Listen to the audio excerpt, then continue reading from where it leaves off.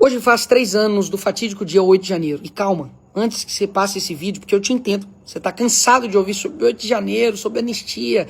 Parece que o Brasil nunca passa dessa página, né? Mas esse vídeo tem a ver com você. Por quê? Porque quando você vê uma injustiça tão grande acontecendo com o brasileiro, você acaba ficando insensível. Você acaba perdendo o sentido de fato de humanidade.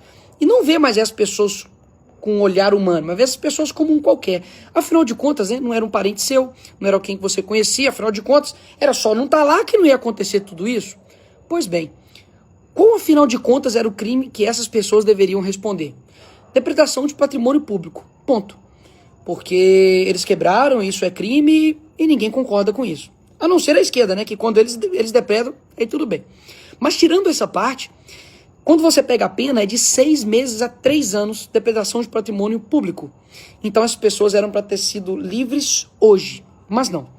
Existem ainda pessoas como a Débora, que vai ter ainda 14 anos da sua vida ainda na cadeia, porque ela pegou um batom e escreveu "perdeu mané" numa estátua. Tem também um caso do Breno, que era um vendedor de algodão doce, também foi preso na multidão.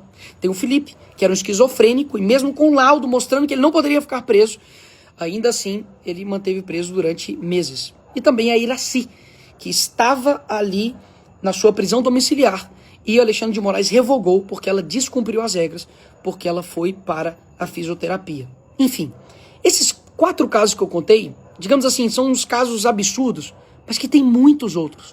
Como, por exemplo, o caso do Clesão. E o Clesão, ele não é um nome abstrato, sabe? Não é o nome de um inseto. É o nome de um pai que simplesmente morreu na cadeia por conta da inércia do STF. E morreu.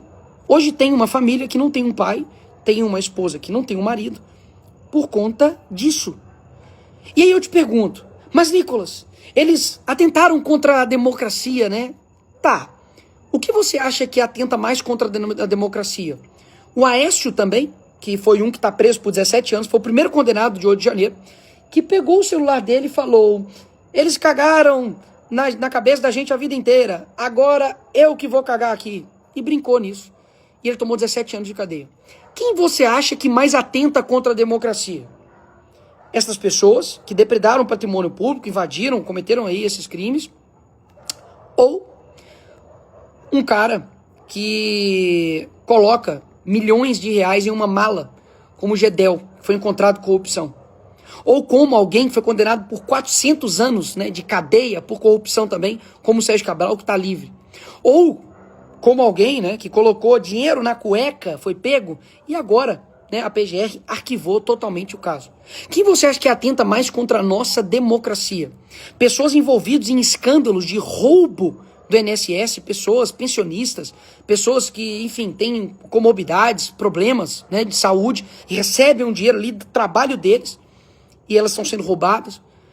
Ou a pessoa que simplesmente, né, foi ali, entrou, viu o que estava acontecendo ali, se escondeu das bombas que estavam vindo, e aí foi presa por 17 anos de cadeia. Quem que você acha que atenta mais contra a democracia? O Lula, que recebe um narcotraficante, que agora está preso, um bandido genocida, que no país dele tinha 158 crianças que foram torturadas, né, mortas. Mas, na verdade, quem atenta contra a democracia é a Débora, né, do batom. Quem que você acha que atenta mais, né, contra a democracia? Quem está dentro, né, de um escândalo, né, de banco, que recebia possivelmente a mesada como Lulinha, ou, né, esse rapaz que estava vendendo algodão doce? A resposta, ela salta aos olhos de qualquer um. Mas quando você, brasileiro, você que está me escutando aqui, você tem uma insensibilidade com essas pessoas, você talvez não ache que eles estão te manipulando, mas eles estão. Porque que não é uma luta por A ou por B, sabe?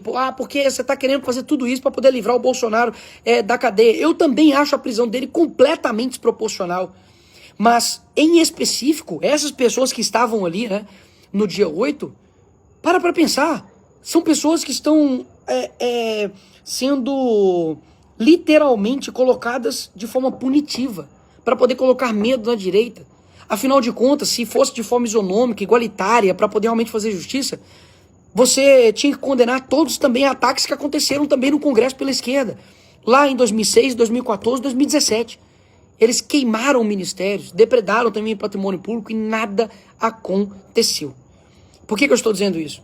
Porque a melhor maneira de vocês conquistar um povo e manter ele, né, sempre brigando um com o outro, é dividi-los. Então, esse vídeo aqui não é para você que já concorda comigo. Olha só. É para você que de fato que discorda de mim, ou que você talvez não saiba muito do assunto, por que isso tem a ver, por que essas pessoas estão presas tem a ver comigo. Porque hoje são eles. Amanhã pode ser você, e eu não estou brincando não. Amanhã pode ser você, pastor, que dá uma opinião, isso pode ser considerado um atentado ao Estado Democrático de Direito. Não é à toa que essa semana, né, eu postei um meme do Lula sendo preso e eles pediram a minha prisão e a derrubaram das minhas redes sociais. O Nicolás Maduro pode ficar livre sendo um ditador. Eu tenho que ir pra cadeia porque eu postei memes e dei a minha opinião. Ou seja, isso pode chegar e bater na sua casa. Um dia que você defender, né, uma opinião, ou quiser, né, criticar algum ministro do STF, o que vai acontecer com você?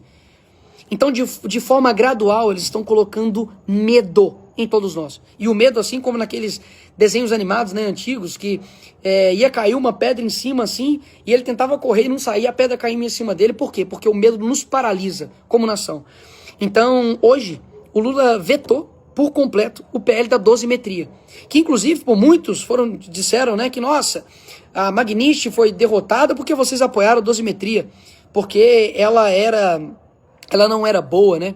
Agora, que coisa que não é boa, que a esquerda trabalha até de madrugada para poder derrubar na Câmara, que eles fazem um trabalho na mídia para poder derrubar, que eles depois vetam de forma integralmente, né? O Lula veta, e obviamente era algo que era sim um respiro de liberdade para milhares de famílias, porque poderiam estar agora em casa, ou até mesmo livres, dependendo ali da redução do sofrimento delas e, consequentemente, da redução da pena delas. Então, hoje, no mesmo dia, né, que a Venezuela está mostrando que está libertando os seus presos políticos, o Brasil decide manter os seus presos políticos. Por que eu estou dizendo tudo isso e por que você está me acompanhando aqui até agora?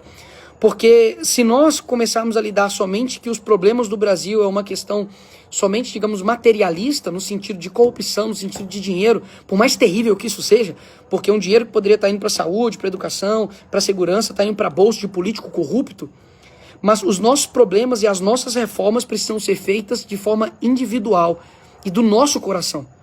Não tem como a gente ter um país onde tudo se é decidido somente por um homem.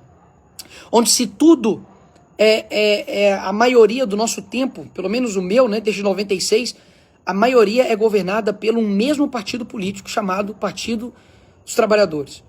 Então eu quero abrir aqui os seus olhos para que você entenda que a causa de outros, ela também é a nossa, principalmente quando eles estão sendo extremamente perseguidos, com vidas destruídas, pais, famílias destruídas por conta de um revanchismo político. Isso precisa acabar aqui no nosso país. Eu não tenho dúvidas que a maneira de você se instalar realmente uma censura total, uma ditadura total, é fazer isso de forma gradual, porque aí você não percebe. Há 10 anos atrás, se eu contasse para você de que, enfim, pessoas estariam presas por 17 anos por depredação do patrimônio público, que um ex-presidente da República seria não teria direitos de um traficante, né, de receber atendimento médico no hospital, de que parlamentares teriam de sair, né, do país, porque se ficarem aqui vão ser presos também de forma injusta, que dia sim, dia com certeza, né, eles querem derrubar o deputado mais votado, porque na cabeça deles opinião, post é crime, né, contra o Estado Democrático de Direito, mas o partido deles, né, que faz parte do Foro de São Paulo, que é uma organização fora, né, dos ritos da nossa Constituição, do nosso país, e que interfere em todos os demais países, isso daí tá tudo bem. Enfim, a situação não é fácil. Muitas vezes parece que as notícias que a gente olha, né, parece que cada vez são mais desanimadoras, mas um ponto a luta pela liberdade dessas pessoas é muito importante, por isso que eu vou continuar. Essa luta não é de agora. Nós ficamos 6 meses, eu posso dizer por mim, 6 meses na CPMI, lutando contra ministros, contra mídia, contra ministros de estados, ministros também jurídicos, e destruindo ali narrativas, permanecendo firme, mesmo com toda a pressão, mesmo tomando vários processos. Eu visitei a Papuda e a Colmeia, enquanto o Clezão estava vivo, nós, hoje inclusive, nós conseguimos uma transferência, né, de presídio para 2 presos do dia 8 por conta humanitária, de pessoas que estavam numa condição assim, terrível e que não são, né, criminosos. Nós fomos em dezenas de manifestações, nos expusemos, falamos tudo, apontamos o dedo em quem deveria apontar o dedo quando muitos tinham medo, né, de colocar o dedo na ferida e falar nomes, como o do Alexandre de Moraes. A gente ocupou, né, a mesa ali da casa para poder pressionar uma anistia. Eu trabalhei ativamente para poder aprovar a urgência do PL e da anistia e nós aprovamos com ampla maioria. Nós aprovamos a dosimetria, que era o possível, e é uma redução da dor dessas pessoas. E hoje o Lula veta, e eu não tenho dúvidas que nós iremos derrubar esse veto ali no Congresso. Então, sim, esse vídeo é para você, que acha que isso não tem nada a ver com você, mas tem muito a ver com você, porque um dia, de fato, pode ser você. Isso aqui não é mais nenhum tipo de profecia. Isso aqui é uma previsão, porque da forma como as coisas estão caminhando, se a gente continuar dessa forma, eu não tenho dúvidas que o Brasil não vai ter um outro destino. A gente só vai ter um Brasil diferente se nós tivermos brasileiros diferentes. É isso.